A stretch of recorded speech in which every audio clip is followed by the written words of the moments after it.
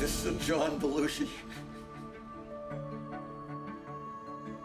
They're very rare. I mean, to find three in 20 years shows how rare they are. To me, there's so many aspects of life that are related to or embedded in golf ball hunting and selling. I mean, not just getting exercise or the ethical side of things or the joys of appreciating nature. Holy moly. If you go through 400 balls I've just delivered, you're coming away with a very impressed with the quality of the golf balls.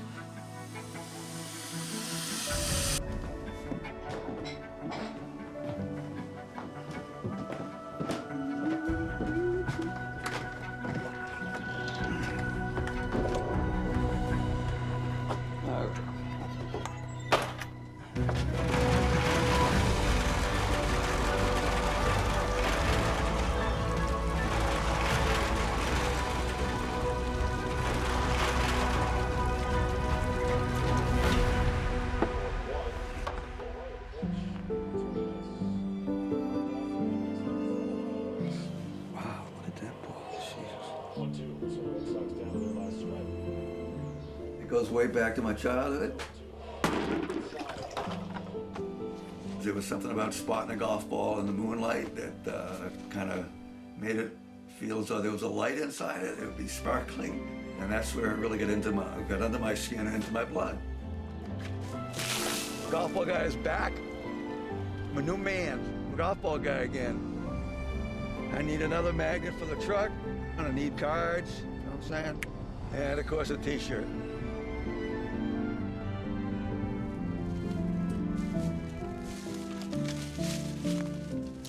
So I wasn't thinking along monetary terms at the time.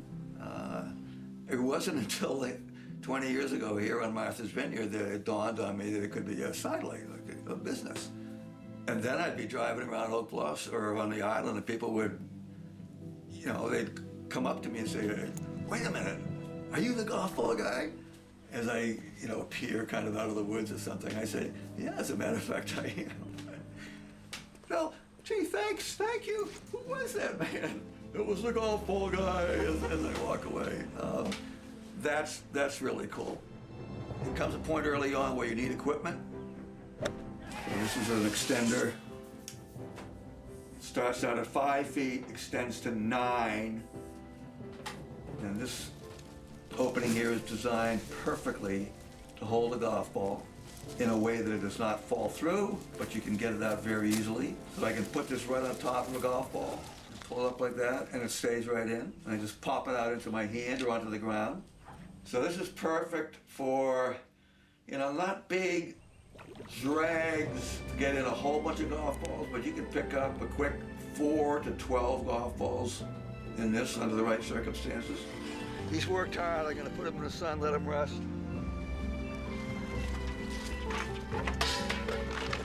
We'll take it easy the rest of the day. So what I did the other day at the pond was I jumped in holding this and was able to just scoop up, crash. Oh God, so many golf balls.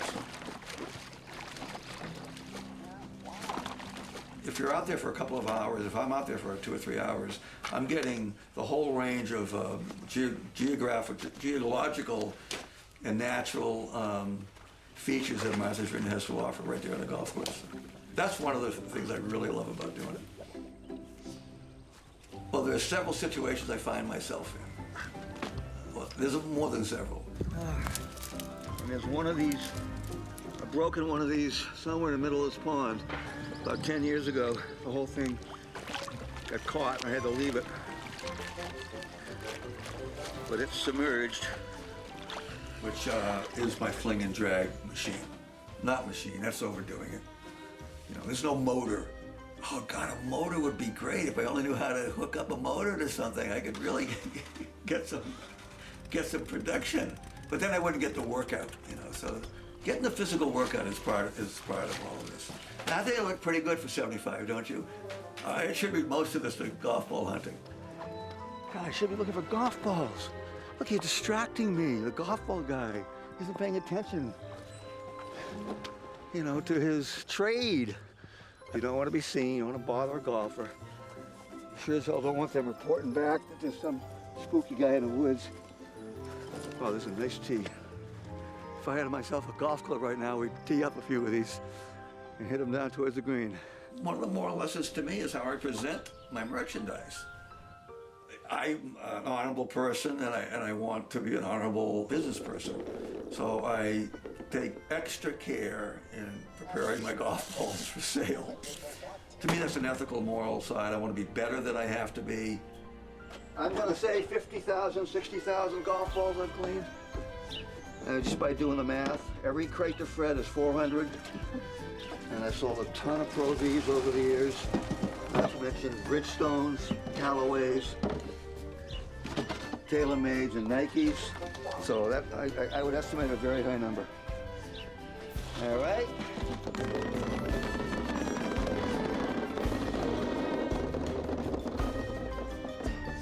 I can't tell what it is. Some kind of cowboy. But once upon a time, I would have saved that. I've always been somewhat disappointed that I didn't reach a level of personal maturity in my life that most of my friends, all of my friends, reach. Me being someone who is not shedding his childhood at any rapid rate, likes to do things that remind him of his childhood or are simply childlike. You know, I started having problems passing out, and so one thing led to another, and I ended up having heart surgery. It's all part of the job. And that put me out of golf ball hunting for probably 9 months, which was followed immediately by a knee replacement, which was another 6 months. So that changed the whole pace of my life in a lot of different ways, including being physically active. And being physically active meant continuing as the golf ball guy, who I was proud to be. So I missed it, there's no question about it. And I'm glad I just kind of stumbled back into it recently. It's been too long for the golf ball guy not to be finding golf balls. What else is a golf ball guy supposed to do other than find golf balls? You know what I'm saying? Oh, it's too corny to say, but if it's in your blood or in your heart, that's what you got to do. And that's not an original thought, but I'm glad I have rediscovered the joys of golf ball hunting. Want to go golf ball hunting with me sometime?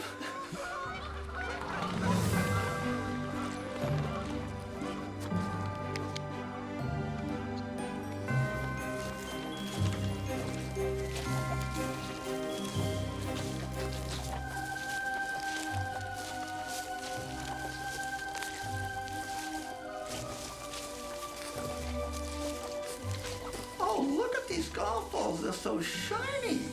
These are the shiniest golf balls I've ever seen. And I really feel my heart swell up with pride because they're talking about, you know, my product.